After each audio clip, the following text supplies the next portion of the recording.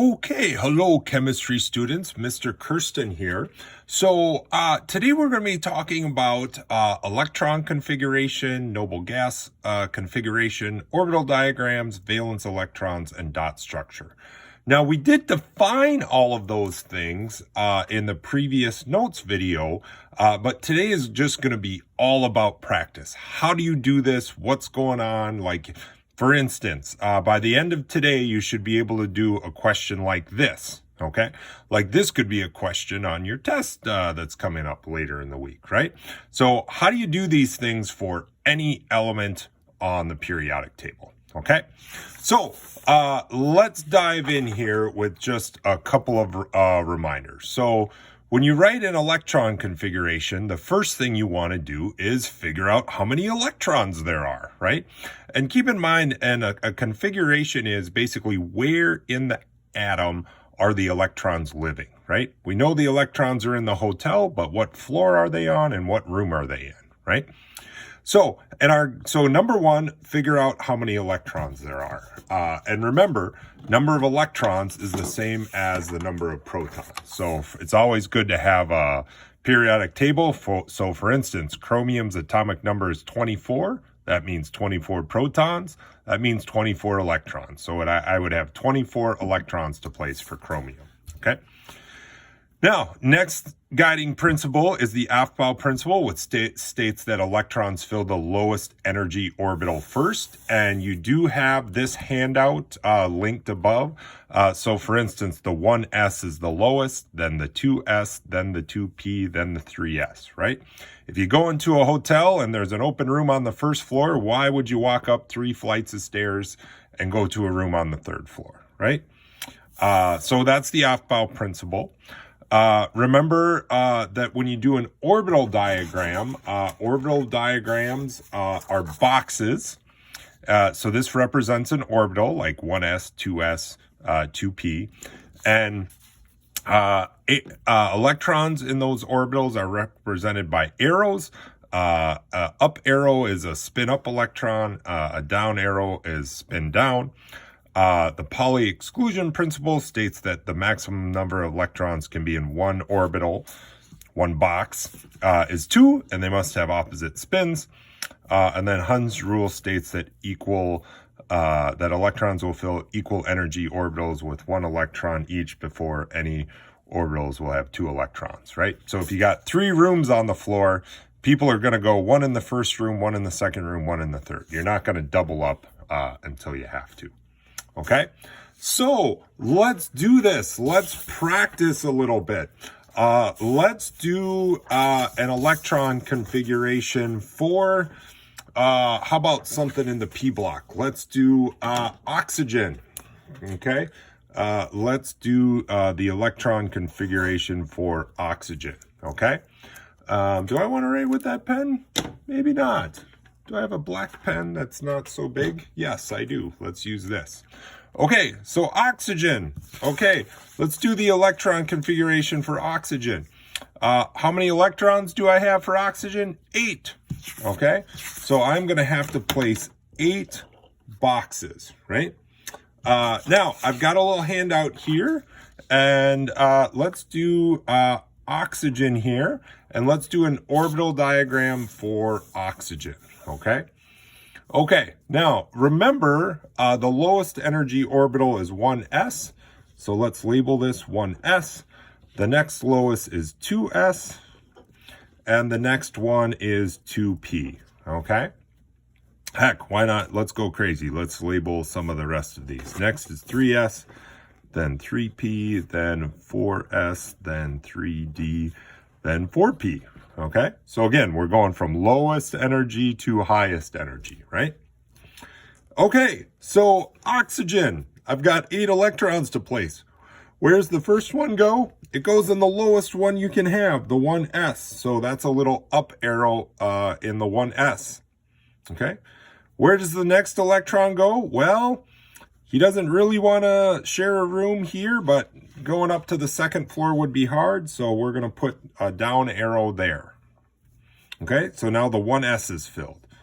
What comes next? Well, I would put the 3rd electron in the 2s, and then the 4th electron in the 2s. So now the 2s is full, okay?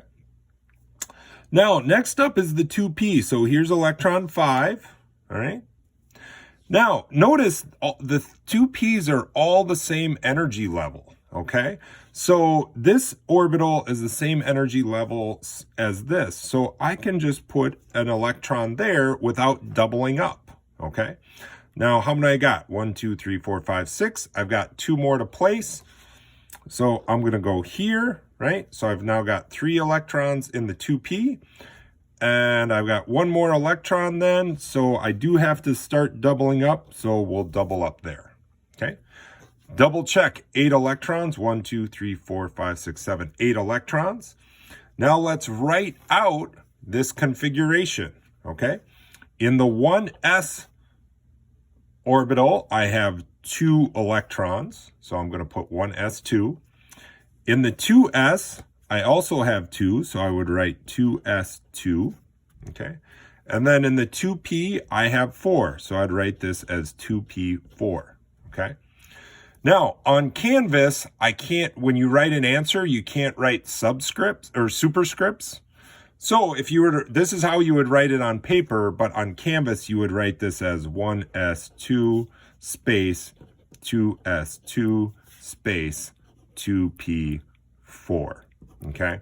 So this is how you would write it on Canvas, all right? So there is oxygen's electron configuration. All right. Let's practice some other things about oxygen. Let's figure out how many valence electrons oxygen has, okay? Remember that valence electrons are the electrons in the atom's highest level orbitals, all right? And for valence electrons, you got to have between 1 and 8 valence electrons. So let's look at oxygen's electron configuration. I have orbitals numbered with principal quantum numbers 1 and principal quantum numbers 2. What's higher, 1 or 2? Well, 2 is higher, okay? So these are the highest numbered orbitals. How many electrons are in the highest numbered orbitals? There are 6. So oxygen has 6 valence electrons, okay? Now, how would you do a dot diagram then? Well, you basically have 8 options for dot diagrams. These are the 8 options. And oh, we've got oxygen right there. So when you do a dot diagram, what you do is you write the element symbol and then think of like 4 sides, okay? So I'd go 1, 2, 3, 4. And then it's just like, you know, you don't, Hund's rule, you don't double up until you have to, okay? So 5, 6. So there's oxygen's dot diagram, all right? Okay, so there is oxygen.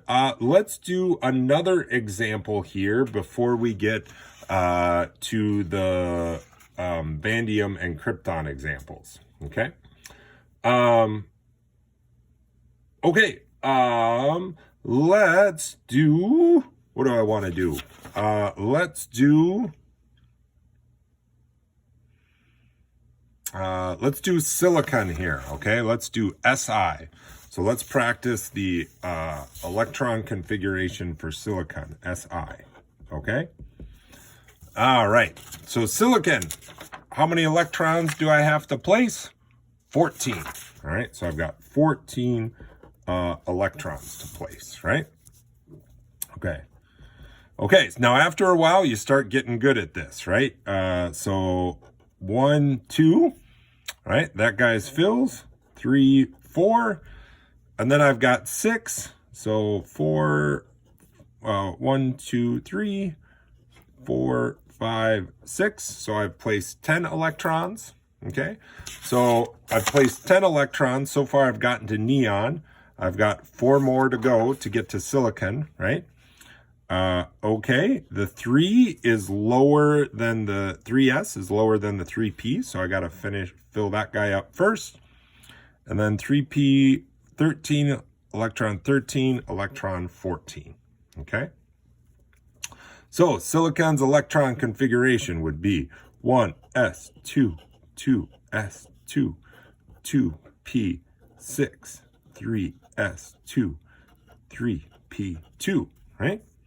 Or if you wrote it in Canvas, you would write 1s2 space 2s2 space 2p6 space 3s2 space 3p2, right? So this is how you'd write it on Canvas, okay?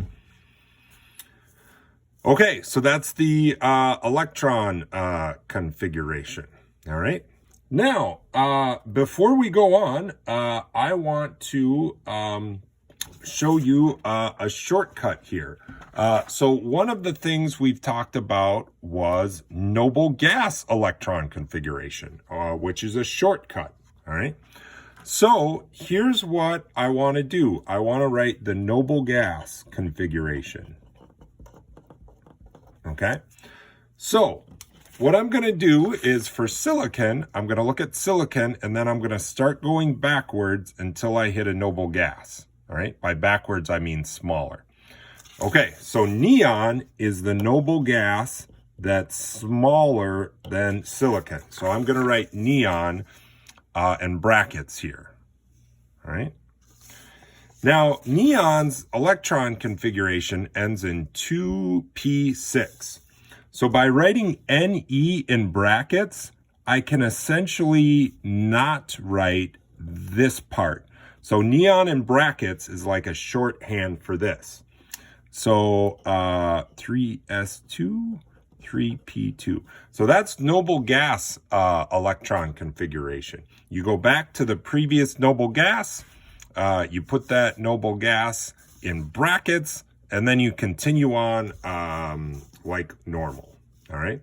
So that's the how you'd write it with a pencil. On Canvas, again, you would write spaces. So Ne space 3s2 space 3p2. Okay. So again, this is the Canvas way you type it in. All right.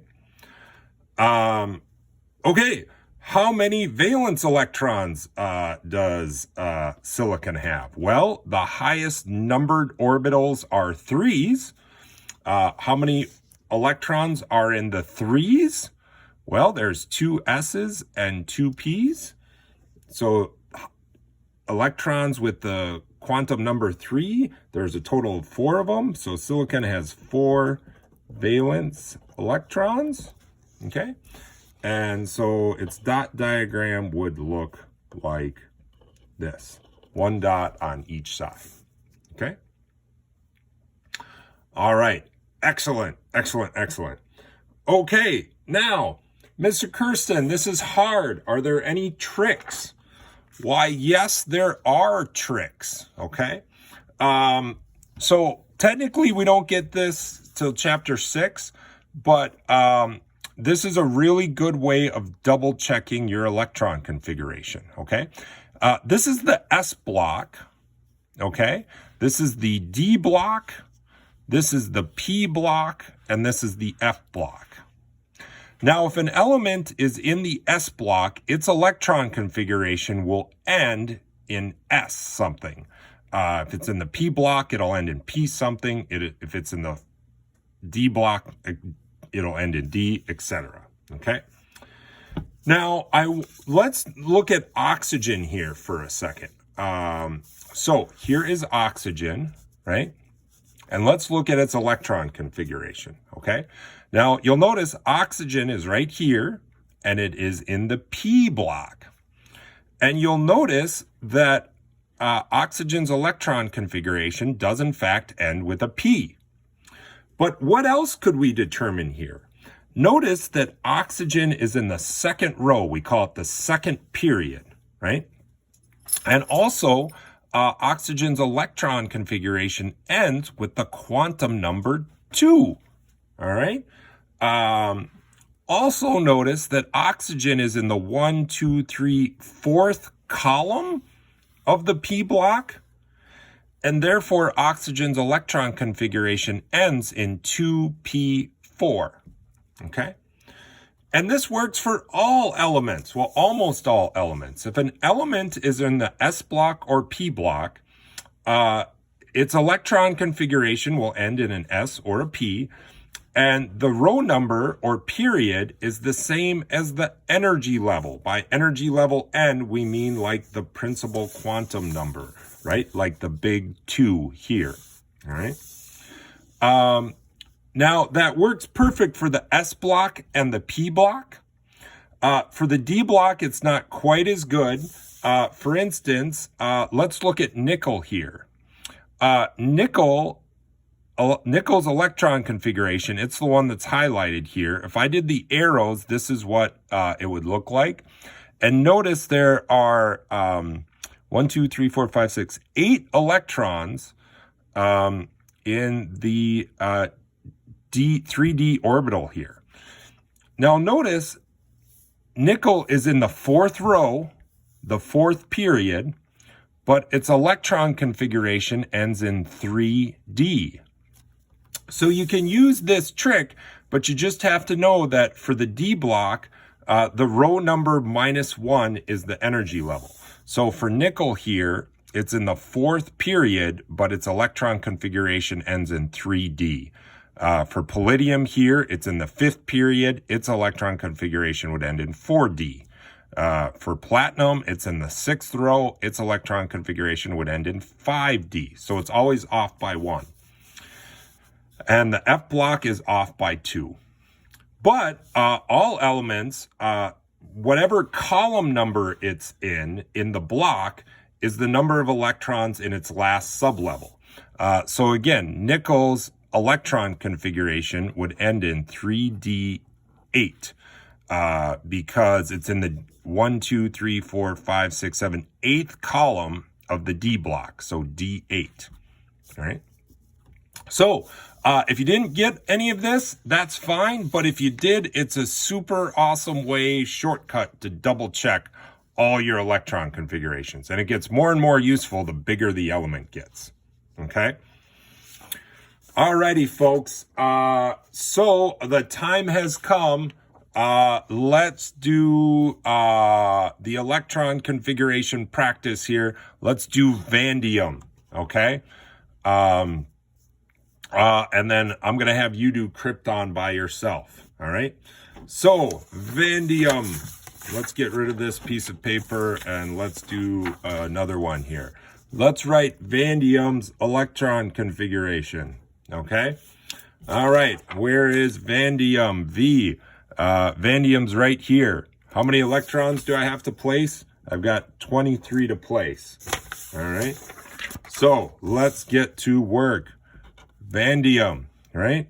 2 electrons there, 2 there. And that gets us to 10. All right. This gets us to 12. This gets us to 18. Again, remember, we're filling from the lowest energy orbital first and then filling up, right?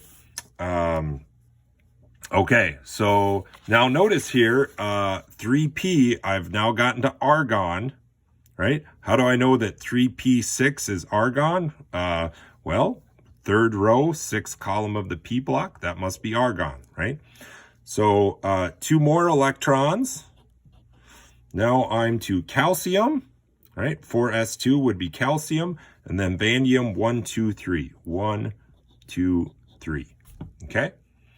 So let's write that electron configuration here then. I'm going to try not to overlap too much, but this would be 1s2, 2s2.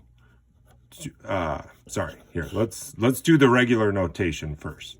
1s2, 2s2, 2p6, right? 2p6, 3s2, 3p6, 4s2, 3d3. Okay? And again, on Canvas, you would not use superscripts, but you would use 1 space between each orbital.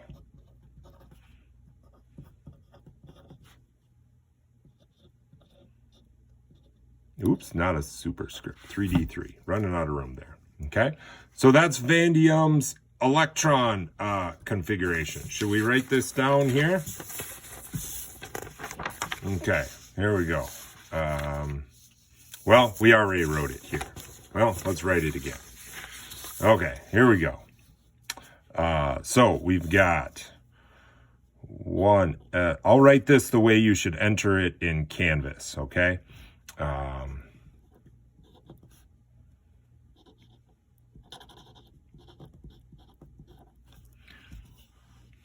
Oops.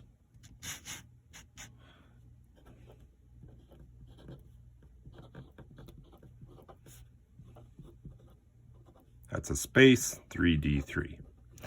Okay, write the noble gas configuration. All right, so here's vanadium. Let's go back. And I get to argon. All right. So argon would look like this. We would go AR. Okay. Now, argon has 18 electrons and ends in 3p6. So essentially, that ends right here. So then I would just write what's left. 4s2 space 4s2 3d3. So that's how you'd write it normally. In Canvas, you'd write AR space 4s2 space 3d3. Okay? Okay. Number of valence electrons. Well, now the orbital diagram we just did, right? That's what the orbital diagram would look like. Right? Okay, number of valence electrons. Well, let's look at the electron configuration. Okay, I've got principal quantum number 1, 2, 3, and more 3 and 4. Of 1, 2, 3, and 4, what's the highest energy level? 4 is. How many electrons are in the 4? 2. So there are 2 valence electrons for vanadium. And electron dot structure, it would look like that. Okay. Now you'll notice on the slides, if you go to the slides, there's some, there is an answer key there, so you can use that. Okay. And good job, everyone. Now, you'll notice, like, for instance, this vanadium answer will probably be one of the questions on the exit ticket, and then krypton will be the other one. So good luck, work hard, carry on, chemists.